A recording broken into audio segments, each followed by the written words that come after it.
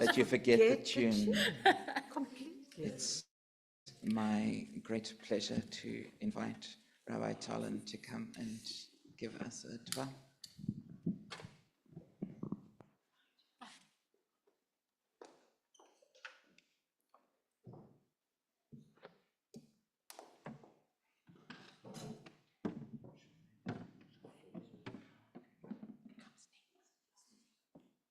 Cape Town is not very nice to short people. Sorry. No, it's all of Cape Town. Shabbat Shalom. Thank you so much for having me here tonight. And thank you to Rabbi Sarah as well, who couldn't be here tonight, wishing her a refuah shlema. Rabbi Emma. Rabbi Emma, I'm sorry. It's also deep in the Amidal, can I say? With the rest of us. Yes, so many beautiful faces. I detect some Israelis in the room also, with Rabbiim. I just want to say that I'm so happy to be in Cape Town. It was one of the places I always wanted to visit in my life. My favorite teacher of all was my 6th grade teacher. She was from Cape Town.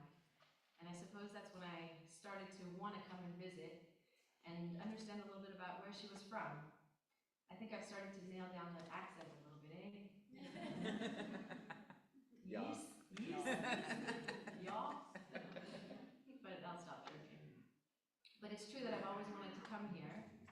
It's also true that I've always been curious to see how Jewish communities observe Judaism around the world and also how they've survived around the world, considering my family is from Iran and they had to escape. Even when I was in rabbinical school, I would take internships in small towns in the United States. So you see, I grew up in a very traditional Persian Jewish community back in Los Angeles, where it's sunny right now. LA boasts the largest concentration of Persian Jews outside of the Middle East, even larger than New York. And of course, overall, LA is the 2nd largest Jewish community in the United States, after New York. So I always wanted to see what it was like for Jews who had to struggle to survive in small towns, especially after their children moved away over the years. So I was in North Carolina, which is what's considered the beginning of the South. And for those of you who might know, there are not very many Jews in North Carolina. They have an accent there too, almost like cowboys. I was once asked, "Hey Rabbi, when did you convert?" by one of the congregants. Right.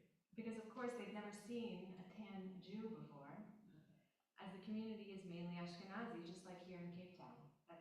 It's Eastern European, for those of you who might not know. So I said to him jokingly, "Convert, look at me. I was born Jewish. Does it look like you've survived walking in the desert for 40 years, or me?"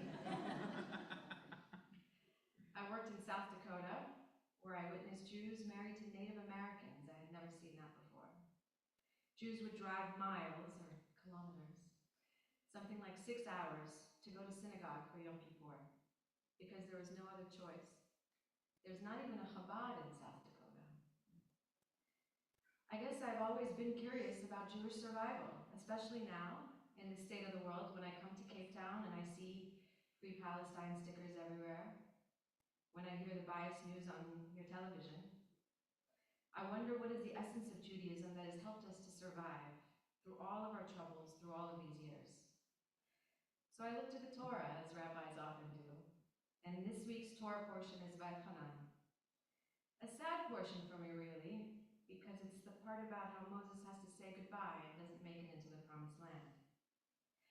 But as I was reviewing it today, I was struck by how many times his speech reminded the Israelites to believe in God, Adonai, to have faith in God, to remember God's miracles, to never bow down to the stars or to the moon, but to God who is above all else, because God created the stars and the moon. Never to bow down to statues, but to remember how God freed us from Egypt and that God is the one we should always believe in. Of course, Parashat Vaychanan includes the 10 Commandments, which I love to see displayed up here, and the Shema. And then I remembered how so many from the former USSR tell me that they did nothing Jewish growing up because they weren't allowed. They weren't even circumcised. They know almost nothing. But what many of them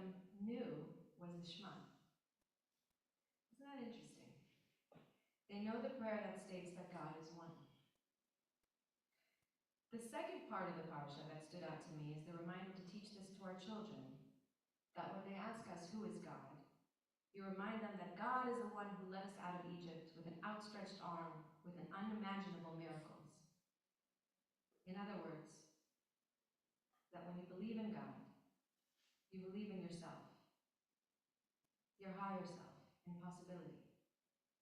When you believe in God, the unimaginable can become reality. I teach a lot of young people in my work. They ask me a lot of questions about Israel, about genocide. They talk to me about the anti-Semitism that they face. It's unreal. When I used to teach the Holocaust before October 7th, I used to teach it as something that happened in history, in the past. I never thought I could understand how it could happen today. The more I travel the world and visit Jewish communities, the more I realize what Moses is trying to say. God knew we were a small nation. Heavens, we were the first to believe in monotheism. And back then, we were much more of a minority than we are in number today. And yet, we're still here today, yeah? Eh? Small but mighty. And so our duty is to teach to our children. Because by teaching it, we also remind ourselves who we are and where we come from. We teach the 10 Commandments. We teach honor your father and your mother. We teach Shabbat, not to cheat, not to lie, not to steal. And we teach Shema Yisrael, Adonai Eloheinu, Adonai Echad. We say, listen, people of Israel. Adonai is our God. Adonai is one. And above all else, we keep our faith in God. Commandment 1 and 2. I am Adonai your God, and you shall have no other gods but me. And there's one line that's also special. To cling to God, devek, which actually in Hebrew means glue. Because when you glue to something, you can get through it, through the hardest times in life, with it by your side, with God by your side. I don't have an answer for you about what's happening in the world today, about how Jews are treated, or the lies about us, or what will be with Israel and Gaza and Iran. But I will say this, if Moses was here right now, he would remind us to have faith in the God of miracles, and in turn to have faith in ourselves.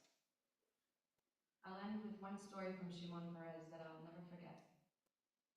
He said that the shul he was going to when he was being raised, was burned and torched into flames.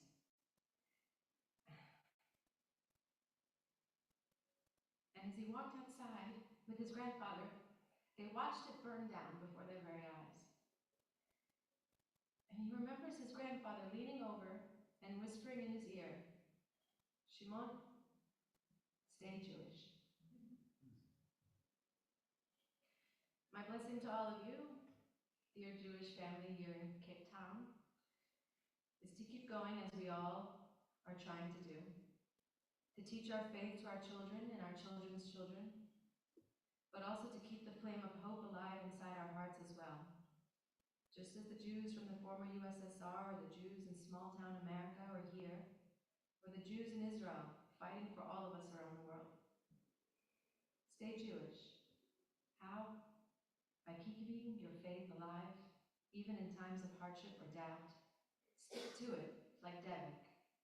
And when the storm is over, you will find your way. Shabbat Shalom.